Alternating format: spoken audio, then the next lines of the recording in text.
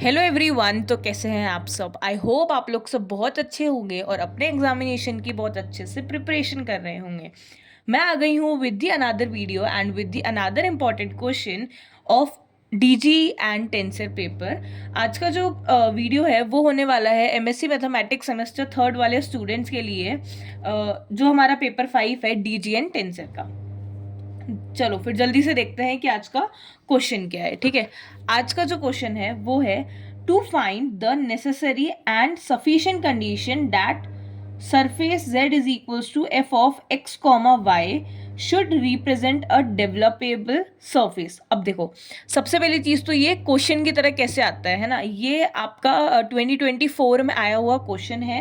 तो ये क्वेश्चन भी इंपॉर्टेंट रहने वाला है। अब कैसे पूछा था क्वेश्चन पेपर में ये क्वेश्चन, इसमें से बोला था that show the necessary and sufficient conditions that surface z is equals to this should represent a developable surface. Okay, तो चलो स्टार्ट करते हैं। Now to find the necessary and sufficient condition that surface this should represent a developable surface, मतलब कि ये जो आपका surface है ये रिप्रेजेंट करे एक डेवलपेबल सरफेस को, उसके लिए एक नेसेसरी और एक सफिशिएंट कंडीशन होती है। ठीक है, सबसे पहले हम लोग क्या करेंगे, सबसे पहले हम लोग नेसेसरी कंडीशन को देखेंगे, उसके बाद हम लोग सफिशिएंट कंडीशन को देखेंगे। चलो स्टार्ट करते हैं।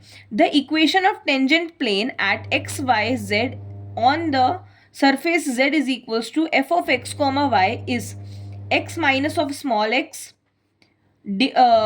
partial differentiation of x of f with respect to x plus of y minus of small y partial differentiation of f with respect to y plus z minus of z, और यहाँ पर क्या है हमारा 1 is equals to 0। ठीक है, अब देखो यहाँ पर जो हमारा सबसे पहले तो ये ना देखो कि ये आपको ना याद रखना पड़ेगा, ये कोई डिराइव्ड सेंटेंस नहीं है, ये एक हमारी एक जनरल इक्वेशन होती है टेंजेंट की, एक टेंजेंट प्लेन की ऑन अ सरफेस, एक जनरल इक्वेशन है ये। ठीक है, किसकी इक्वेशन है ये? है एक general equation of a tangent plane on the surface. ठीक है, अब यहाँ पर x कैसे आया, ये हमारे पास z is equals to X और y है, इसलिए ये यहाँ पर x आ गया। यहाँ पर y क्यों आया, क्योंकि यहाँ पर भी ये एज इट इज y था, और z जो है वो हम लोगों ने z को एज इट इज z ही रहने दिया। और यहाँ पर 1 कैसे आ गया, यहाँ पर 1 इसलिए आया क्योंकि f जो है with respect to,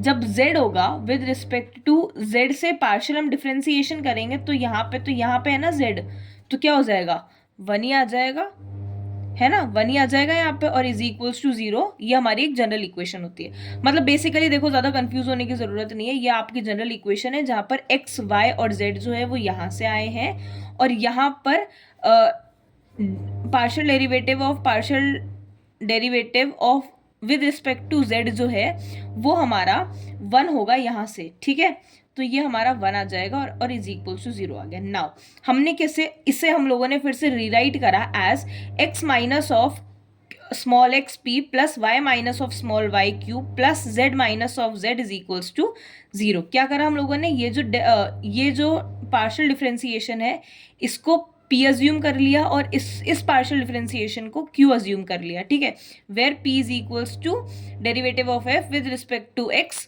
and q is derivative of f with respect to y। ठीक है, नाउ अब हम स्टार्ट करते हैं with our necessary condition. If the surface is developable it should involve only one parameter t से then there exists a relation between p and q which may be taken as p is equals to psi p is equals to phi q differentiating we get। ठीक है, अब देखो, अब सबसे पहले क्या है, सबसे पहले तो ये देखो कि इसकी नेसेसरी कंडीशन क्या है। इसकी नेसेसरी कंडीशन हमें ये बोल रहा है, इसकी नेसेसरी कंडीशन जो है वो ये है कि अगर जो सरफेस है वो हमारा डेवलपेबल सरफेस है तो वहां पर केवल एक ही पैरामीटर होगा जो कि वहां पर इन्वॉल्व करेगा। यहां पर हम लोगों ने उस पैरामीटर को क्या ले लिया है, लेट टी। ठीक है, अगर आपका सरफेस डेवलपेबल है तो वहां पर एक पैरामीटर टी जो है वो इन्वॉल्व होगा, और वो इस तरह से इन्वॉल्व होगा कि वहां पर पी और क्यू के बीच में एक रिलेशन बनेगा that is P is equals to phi Q. ठीक है, आगे नेसेसरी कंडीशन समझ में, नेसेसरी कंडीशन फिर से एक और बार बता देती हूँ। यहाँ पर हम लोगों ने डेवलपेबल सरफेस को रिप्रेजेंट ही हमने एक डेवलपेबल सरफेस को करा है, ठीक है। तो नेसेसरी कंडीशन ये है कि अगर आपका सरफेस डेवलपेबल है तो वहां पर एक पैरामीटर जो है should involve, let that parameter be T. जो पैरामीटर टी है वो इन्वॉल्व करेगा, और वो इस तरह से इन्वॉल्व करेगा कि वहां पर पी और क्यू एग्जिस्ट करेंगे, ठीक है। और पी और क्यू इस तरह से एग्जिस्ट करेंगे कि वो जो है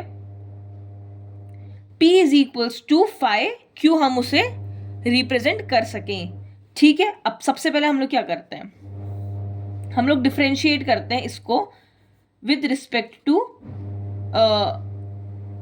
सॉरी, हम लोग इसको डिफ्रेंशिएट करते हैं with respect to x and with respect to y, ठीक है। सबसे पहले हम लोग इसको डिफरेंशिएट करेंगे with respect to x। Partial derivative of p by partial derivative of x is equals to q के साथ डैश हो गया, यहाँ पर q आ गया, और यहाँ पर भी partial derivative of q divided by partial derivative of x आ गया। और सेम एज इट इज जब हम इसको y के साथ डिफरेंशिएट करेंगे तो partial derivative of p divided by partial derivative of y is equals to five dash q partial derivative of q divided by partial derivative of y हो गया, ठीक है।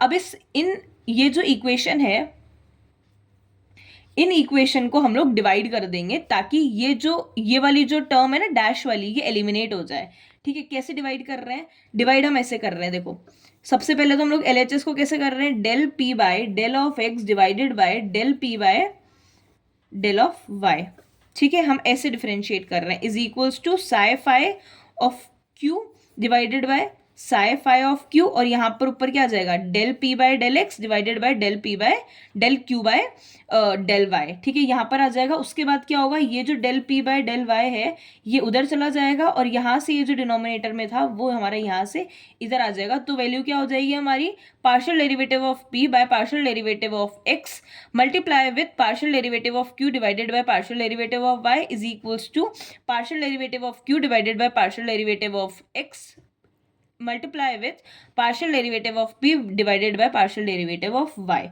यहां से ये हमें क्या हो जाएगी, इक्वेशन मिल जाएगी, जिससे हम लोगों ने क्या कर दिया, इस इक्वेशन को हम लोगों ने रीराइट कर दिया as R T is equals to S का स्क्वायर, ठीक है। कैसे कर दिया, R and T is equals to S का स्क्वायर, ठीक है।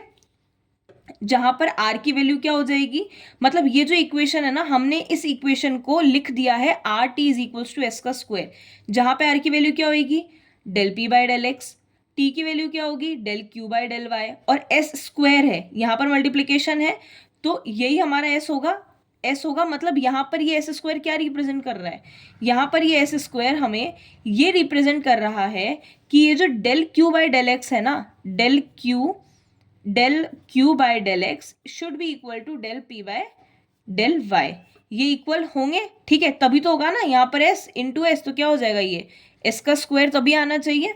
देखो देखते हैं क्या है, R is equals to same जो मैंने आपको बताया, T is equals to same ये जो मैंने आपको बताया, और आर इज और एस जो है, एस क्या हो गया, ये देखो इसको हम लोग एस स्क्वायर ले रहे हैं, यहाँ पे del P by del Y should be equals to del Q by del X, यहां से ये हो गया। नाउ अब हमारा p क्या था, p के हम लोगों ने क्या करी, यहाँ पे वैल्यूज पुट कर दी। p क्या था हमारा, ये देखो partial derivative of f divided by partial derivative of x, ये था, यही हमारा p था। तो अब हमारे यहाँ से क्या हो जाएगा, डबल डेरिवेटिव आ जाएगा, और इसको हम लोगों ने जो है वो एक ही हम लोगों ने इसको क्या करा, अज्यूम करा, दोनों मतलब जो है वो हमारा इक्वल हो जाएगा।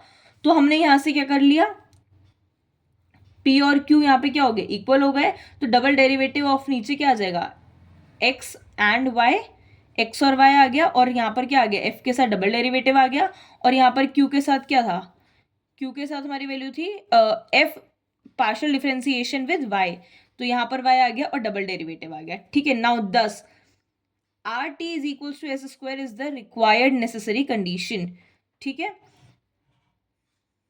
आगे समझ में कि कैसे आया, देखो अभी देखो ये हमारी इसमें हम लोगों ने जब वैल्यूज पुट करके देखी तो हमें क्या पता चला कि आर टी जो है ना इज इक्वल्स टू एस का स्क्वायर, ये हमारा प्रूव हो गया। यहाँ पर तो हम लोगों ने केवल क्या करा था, अज्यूम कर लिया था है ना। अज्यूम करने के बाद जब हमने आर टी एस स्क्वायर की हम लोगों ने यहाँ से वैल्यू उठा के रखी तो हमें ये मिल गया कि R T is equal to S का स्क्वायर। ये देखो, ये हमारा आर हो गया, ये हमारा क्या हो गया, टी हो गया, ये हमारा आर हो गया, ये हमारा टी हो गया। तो हमें यहाँ से ये मिल गया ना, ये एस का स्क्वायर हमें मिल गया। देखो इन दोनों की वैल्यू को जब हम लोग मल्टीप्लाई करेंगे तो वैल्यू क्या आएगी, यही आएगी। तो हमें यहाँ से क्या हो गया, प्रूव हो गया कि R T is equal to S का स्क्वायर, और यही हमारी क्या हो जाएगी, रिक्वायर्ड नेसेसरी कंडीशन। ठीक है, नेसेसरी कंडीशन हमने देख ली। अब हम देखते हैं सफिशिएंट कंडीशन। अब सफिशिएंट कंडीशन क्या है, इसकी सफिशिएंट कंडीशन ये है कि ये जो है ना R T is equal to S square, जो हमारी जो मतलब नेसेसरी कंडीशन थी, इसको हम लोगों ने प्लस को, इधर ये प्लस के साथ था, इधर ये माइनस आ जाएगा, तो R T minus of S का स्क्वायर हो जाएगा। This should be equal to 0। ठीक है, नेसेसरी कंडीशन क्या है, R T should be equals to S का स्क्वायर, और सफिशिएंट कंडीशन क्या है, R T minus of S का square should be equals to 0। ठीक है, अब देखो आर की हम लोगों के पास वैल्यू है del P by del X, T की हमारे पास वैल्यू है del Q by del Y is equals to minus of S का स्क्वायर इज इक्वल्स टू 0। यही वाली, ये वाली जो हमारे पास वैल्यूज थी, ये वैल्यूज हमने यहाँ पे ले ली, हमने एज इट इज रख दिया, इक्वल्स टू 0 कर दिया। इक्वल्स टू हमने 0 करा तो हमने सबसे पहले क्या करा, इनका डिटर्मिनेशन निकाला। डिटर्मिनेशन हम ऐसे ही निकालते हैं, है ना।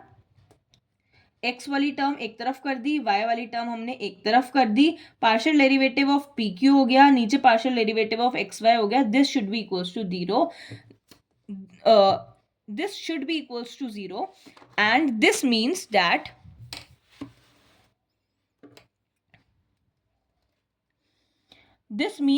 the Jacobian of the function p and q vanishes, and hence the function p and q must depend on a single parameter. Obviously the same shall be followed by the tangent plane, therefore the surface is developable. तो ये जो हमारा equal to 0 आया ना, इससे हमें क्या proof हुआ, इससे हमें ये प्रूफ हुआ कि p और q जो दो फंक्शन है ये डिपेंड करेंगे on the single parameter only. इसका मतलब ये हो गया कि जो हमारा सरफेस है वो क्या है, डेवलपेबल है। ठीक है, इजी एंड सिंपल। सबसे पहले हमने क्या करा, एक जनरल इक्वेशन ली टेंजेंट प्लेन की, उसके बाद हम लोगों ने उसमें से p और q हम लोगों ने अज्यूम कर दिया, उसके बाद हम लोगों ने उसे डिफरेंशिएट करा p और q को with respect to x and y। हमें एक वैल्यू मिली जिसको हम लोगों ने R T is equals to S का स्क्वायर अज्यूम कर लिया। फिर हमने प्रूफ करा डैट, हमने अज्यूम तो कर लिया कि R T is equals to S का स्क्वायर, फिर हमने ये प्रूफ करा कि R T must equals to S का स्क्वायर। यहां पर हम लोगों ने ये प्रूफ कर दिया, तो R T is equals to S square हमारी क्या हो गई, रिक्वायर्ड नेसेसरी कंडीशन हो गई। उसके बाद are T minus of S square जो है वो हमारी इक्वल टू 0 होगा, डैट इज हमारी सफिशिएंट कंडीशन हो जाएगी। फिर जब हमने इसे डिटर्मिनेशन करके इसका वैल्यू निकालने की कोशिश करी तो हमारे पास लास्ट जो इक्वेशन है वो ना ये बच जाती है, जिससे हमें ये जो इक्वेशन है ये हमें क्या बताती है, ये इक्वेशन हमें ये बता रही है कि जो p और q जो फंक्शन है ना वो डिपेंड करेंगे on the single parameter only. p and q should depend on the single parameter only. मतलब जो सरफेस है वो हमारा क्या है, डेवलपेबल सरफेस है। ठीक है, easy and simple, easy question है। आप कुछ अगर आपको समझ में ना आए मेरे को कमेंट सेक्शन में लिख देना, दीदी नहीं समझ में आ रहा, दीदी इस चीज़ में क्वेरी है, दीदी उस चीज़ में क्वेरी है। मैं आप लोगों को कमेंट सेक्शन में बिल्कुल बता दूंगी। और वीडियो के लास्ट पार्ट में है ना लाइट चली गई थी, इसीलिए ये वीडियो क्या पता आप लोगों को क्लियरली विजिबल है कि नहीं है, बट अगर नहीं भी होगी क्लियरली विजिबल तो आप मेरे को वो भी कमेंट सेक्शन में बता देना। मैं आप लोगों को क्लियरली एक वीडियो फिर से बना के मैं आप लोगों को अपलोड कर दूंगी। और अगर वीडियो अच्छी लगी हो, आप लोगों के लिए हेल्पफुल हो, तो वीडियो को लाइक कर देना, चैनल को सब्सक्राइब कर देना for the another helpful videos, और अपने फ्रेंड्स के साथ शेयर कर देना ताकि उन लोगों को भी इन वीडियोस का, इन इम्पॉर्टेंट क्वेश्चंस का बेनिफिट मिल सके। और हाँ, मैं भी आप लोगों के लिए, अगर आप लोग मुझे ज़्यादा से ज़्यादा लाइक्स, शेयर, सब्सक्राइब सब कुछ दोगे तो मुझे भी मोटिवेशन मिलेगी आप लोगों के लिए नई नई और अच्छी अच्छी वीडियोस को बनाने की, आप लोगों के लिए अपलोड करने की, है ना। So thank you so much for watching me, thank you so much for supporting me a lot. Bye bye, अच्छे से पढ़ना, all the best for your examination.